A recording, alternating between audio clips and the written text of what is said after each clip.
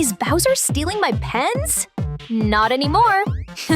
I'm making a 3D pen question mark block pen holder to keep all my pens in one place. Here's how to make it.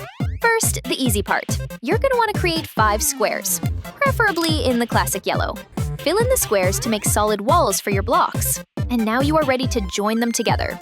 Get some more of that 3D pen yellow filament in the gaps. The filament dries fast, so join the walls together before the filament hardens.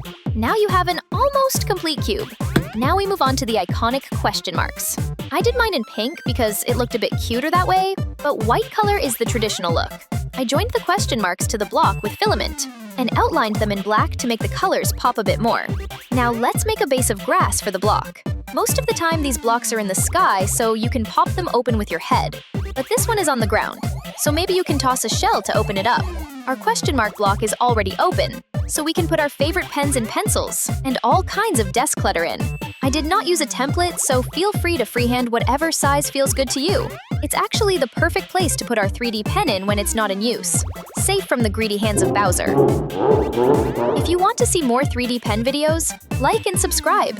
That shows us you want to see us create more easy to make and follow 3D pen masterpieces. Thank you for watching. Bye!